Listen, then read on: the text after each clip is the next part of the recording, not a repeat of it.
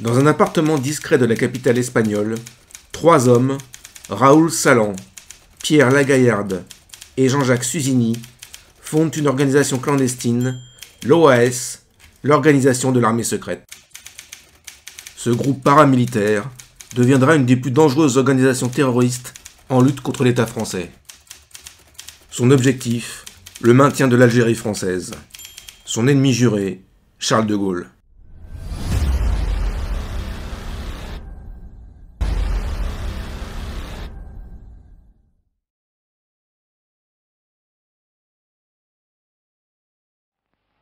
Je vous ai compris.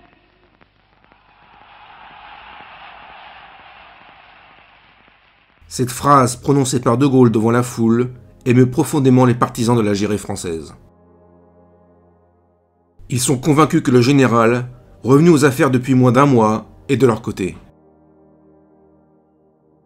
Depuis 1954, les indépendantistes algériens, regroupés au sein du FLN, le Front de Libération Nationale, mènent une violente guérilla contre l'État. L'armée est envoyée en renfort en Algérie pour mater la rébellion. En 1957, plus de 500 000 hommes sont stationnés sur place, dont une majorité d'appelés du contingent qui effectuent leur service militaire. Mais comme pour l'Indochine, c'est une guerre très impopulaire.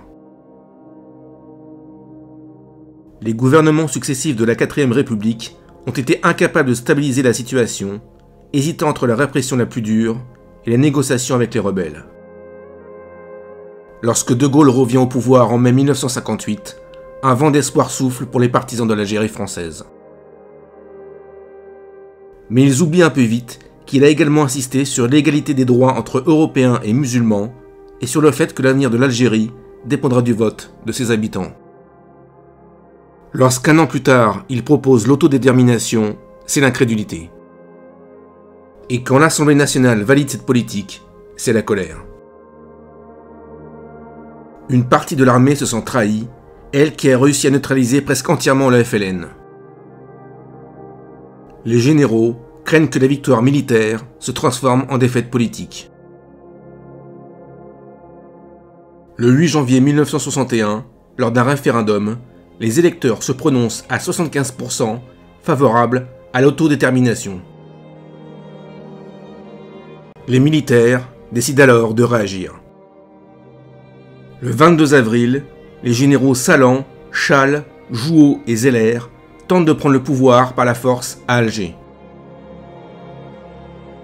Mais le putsch échoue.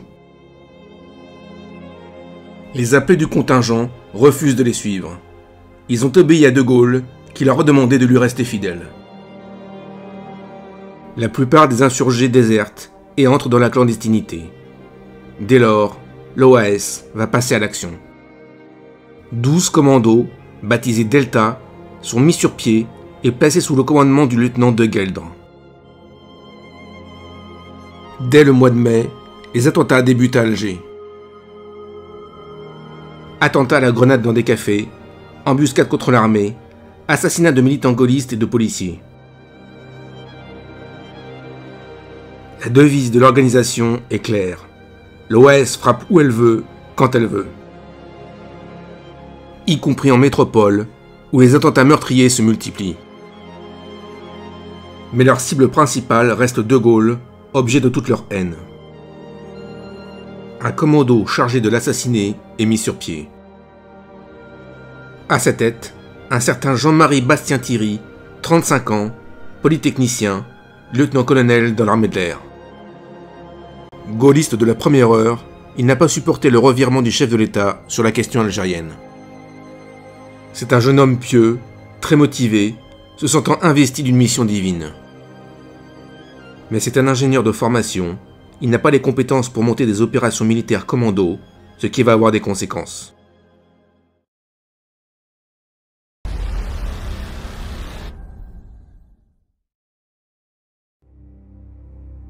De Gaulle se rendant en voiture tous les week-ends à Colombey les 2 églises, le commando place sur sa route un engin chargé de 40 kg de plastique et d'un bidon de 20 litres d'essence, dissimulé sous un tas de sable. En début de soirée, le convoi s'approche de la petite ville de Pont-sur-Seine. À 21h35, il arrive au niveau du tas de sable.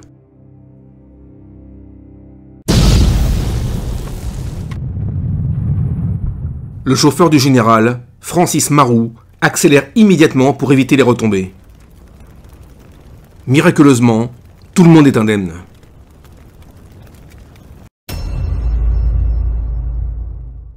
La bombe, mal conçue, a accumulé l'humidité sous le sac de sable et seuls 10% des explosifs ont fonctionné.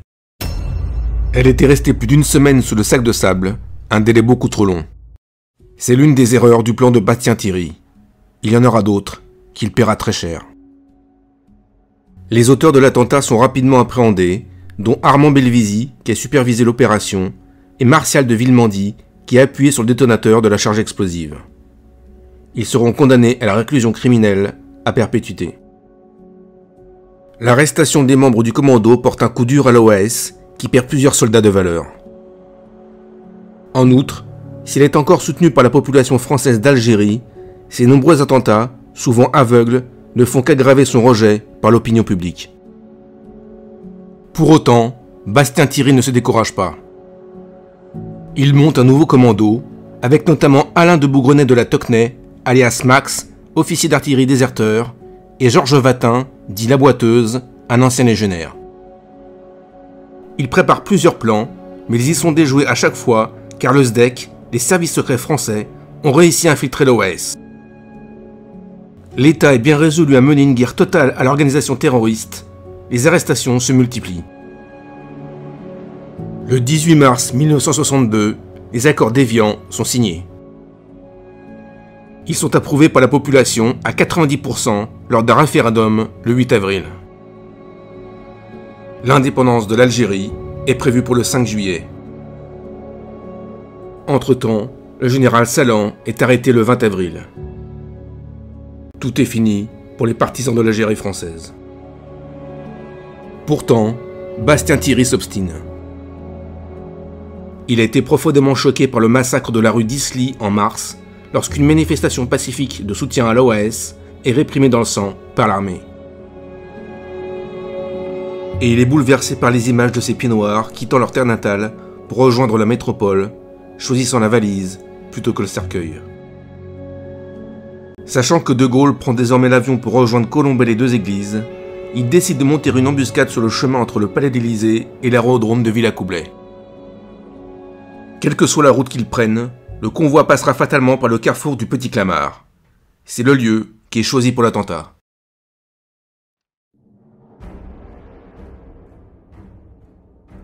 Le 22 août, à 19h45, le convoi présidentiel, composé de 2 DS escortés par 2 motards, quitte l'Élysée pour Villacoublay.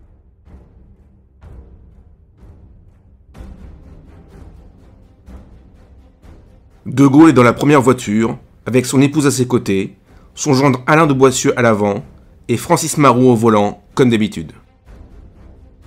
Au Petit Clamart, Bastien Thierry fait le guet quelques mètres en avant, se préparant à déplier son journal pour signaler l'arrivée du convoi. Dans une estafette jaune, 5 hommes attendent, prêts à ouvrir le feu avec leurs fusils mitrailleurs. Un peu plus loin, une autre voiture est en embuscade pour couper la route au convoi, avec à son bord de la Tocnay et Vatin. Vers 20h20, Bastien Thierry aperçoit la voiture présidentielle.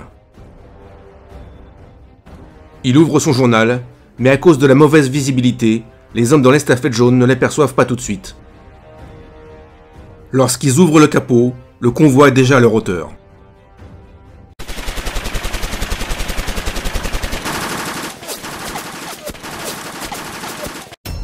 À peine les premiers coups de feu tirés, Maroux appuie à fond sur l'accélérateur.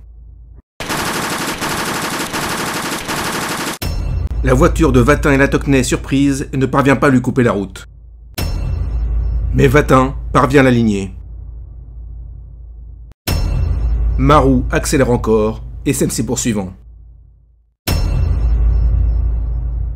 Le convoi arrive à l'aérodrome et la garde d'honneur voit avec stupeur De Gaulle sortir calmement de la voiture criblée de balles et saluer.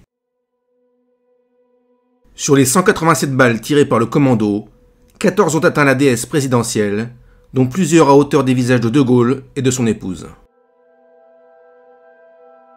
Grâce au sang-froid de Francis Maroux, tout le monde est indemne.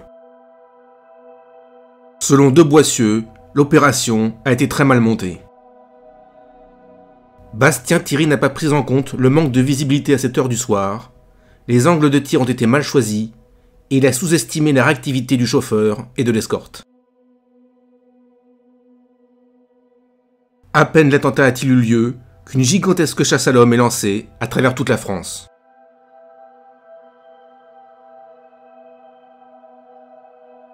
Pierre Magade est le premier arrêté en tant que déserteur. Devant les policiers, il craque, avoue qu'il est de l'OAS et donne tous les noms. La plupart des membres du commando sont à leur tour arrêtés, y compris Bastien Thierry, interpellé chez lui. Leur procès s'ouvre le 28 janvier 1963 devant un tribunal militaire au fort de Vincennes. Pour Bastien Thierry, c'est l'occasion de justifier son action devant l'opinion publique. L'action dont nous répondons aujourd'hui devant vous présente un caractère exceptionnel, et nous vous demandons de croire que seuls des motifs d'un caractère également exceptionnel ont pu nous déterminer à l'entreprendre. Nous ne sommes ni des fascistes, ni des factieux, mais des Français nationaux, Français de souche ou Français de cœur. Ce sont les malheurs de la patrie qui nous ont conduits sur ces bancs. Le 4 mars, le tribunal rend son verdict. Jean-Marie Bastien Thierry, Alain Bougrenet de la Tocnay et Jacques Prévost sont condamnés à mort. Les autres membres du commando sont condamnés à la réclusion criminelle à perpétuité. Prévost et de la Tocnay sont graciés par De Gaulle, mais pas Bastien Thierry. Le chef de l'État lui reproche de n'avoir pas pris de risque direct, contrairement aux autres membres du commando. Le 11 mars 1963, à 6h40, il est amené au fort d'Ivry, devant le peloton d'exécution. Présentez armes. En joue.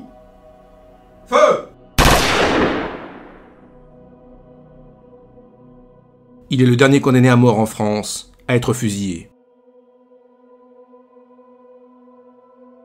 C'est la fin de l'OAS. Dans un souci d'apaisement, De Gaulle gracie tous ses anciens membres qui sont libérés en 1968.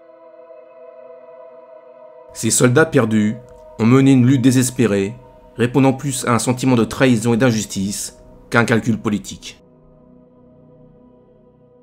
Le dernier attentat a eu lieu alors que l'Algérie était déjà indépendante, et la mort de Gaulle n'y aurait rien changé. Ils n'ont pu modifier le cours de l'histoire, se lançant dans une fuite en avant sans issue. Les plaies qu'ils ont causées dans la société française mettront longtemps à se refermer.